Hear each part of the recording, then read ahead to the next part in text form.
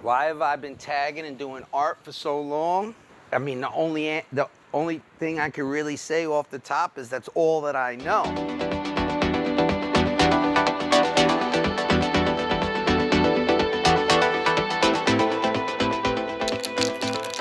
So they say like tools and shit are made for right-handed people. I'm left-handed, so when I grab a fucking hammer, I hit my own fucking hand.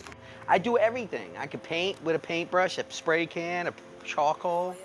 I can draw real shit.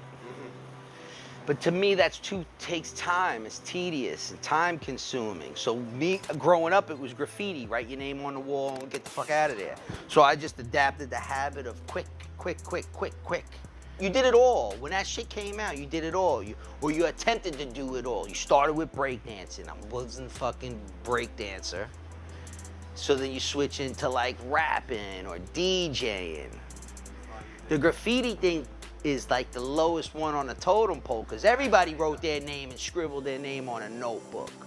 But then you would see like the denim jackets and the pants and it was like, oh, they're painting cool shit. And then painting, when you're looking at them paint a subway car, you're like, yo, how the fuck did they do that?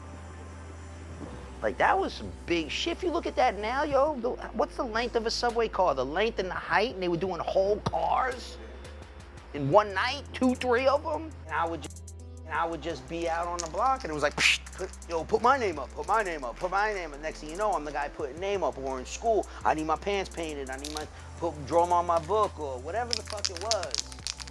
So it was just reinforcement from everybody else, like, oh, I could do this. Just be out on the block and it was like, yo, put my name up, put my name up, put my name up. Next thing you know, I'm the guy putting name up. Or in school, I need my pants painted, I need draw them on my book or whatever the fuck it was.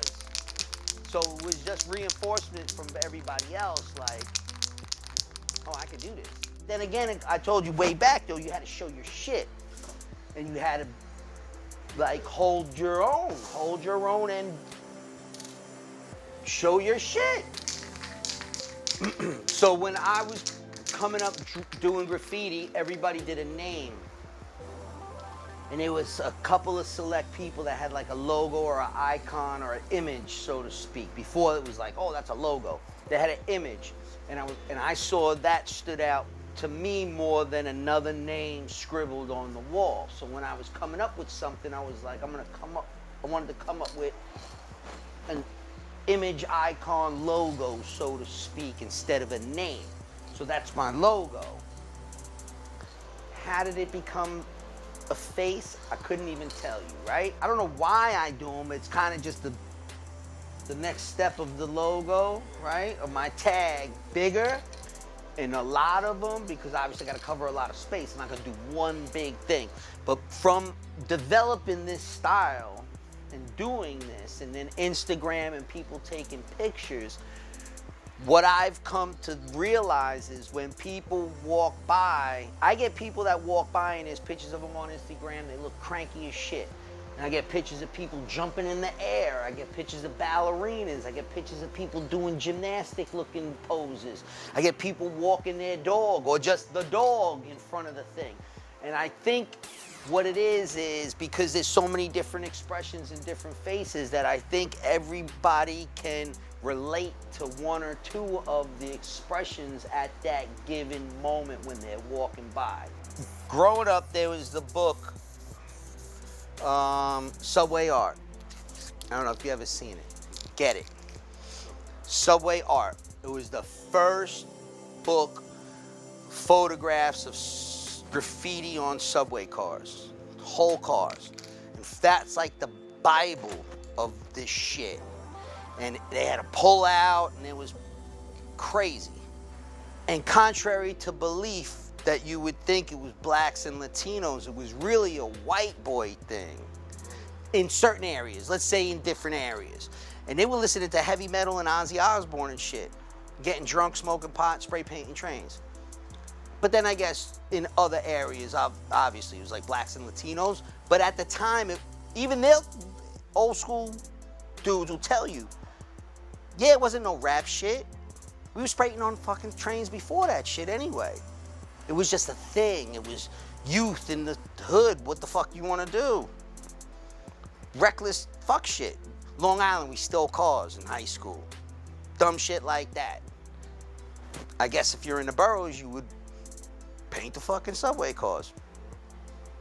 But this book, and the way, so graffiti was marketed along through Hollywood with hip hop. That's what I'm trying to say. It was kind of thrown in there. I got arrested for spray painting Big Ben in London. I spent the night in the London jail. So you ever see that TV show Arrested Abroad? Similar, but not as crazy, but definitely an experience. A little scary getting arrested out of your own country. The fine line to that story is that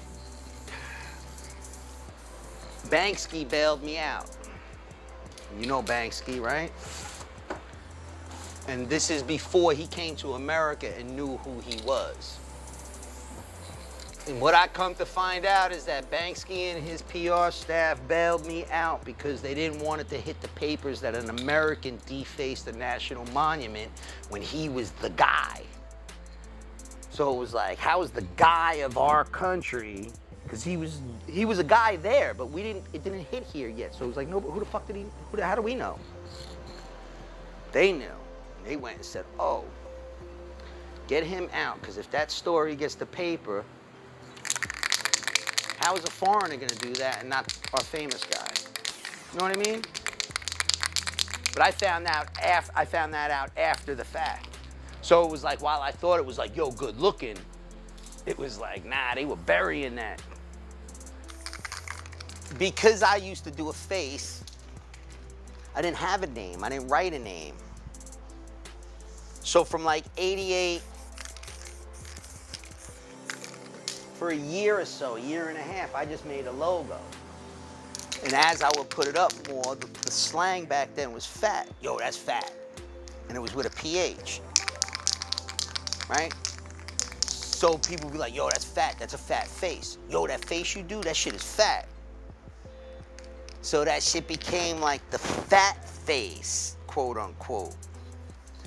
So I got fat, and 94, 95, Fat Farm, all that shit, it just got played out.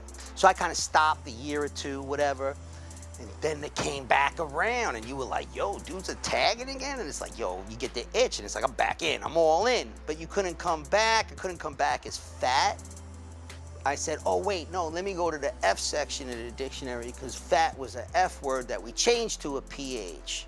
I had went straight to the PH, and I said, no, let me go find the F word. Man, you go look now in the dictionary, the fucking 6th word right down is fetus, F-E-T-U-S. It's like right there, bang. And I was like, oh, fetus. So you try to figure out what to do to make what you do now last, versus being young and just being like, yeah, fuck, I got all the time in the fucking world. Yeah, all right. Till that alarm clock goes off and you go, oh, fuck. I don't have all the time in the world. I gotta catch that fucking bus. When Public Enemy went on the Arsenio Hall show, and I'm gonna tell you this, it was a historical event because it's the first time. So Arsenio Hall show was an hour show. In the first half hour, they would do guests, sit at the couch. In the second half hour, they would do a music act. This one episode, Public Enemy, Arsenio gave the whole hour to. The whole hour was Chuck D and Flavor Flav. They sat down on the couch for 45 minutes, and then the last 15, they performed 2 or 3 songs. Wow. This was at the height of all the crazy race fucking wars in Brooklyn, and it was just wild. It was fucking crazy back then. And he gave them 45 minutes. Long story short, I used to work at Flavor Flav's barbershop. He had a barbershop in Freeport. His brother used to cut my hair. I did have hair at one point. His brother used to cut my hair, and I used to paint clothes, and I went in there with a thing, and he was like, yo, I need something for my brother. And it was like, who's your brother? He's like, Flavor Flav. And I was like, what? Yeah, right.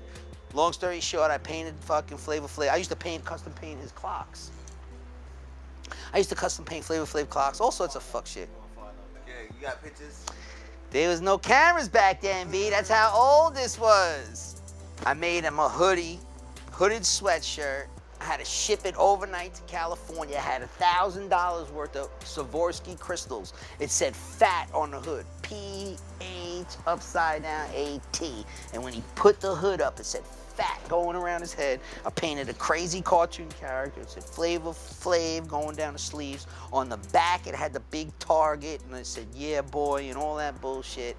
And he rocks it on Arsenio Hall, and he jumps up and he goes, I want to shout out my man Victor made me this shirt. And he stands up and he shows it, and he turns around, and I was fucking lit back then, B. I was on Arsenio. People were looking at me like, yo!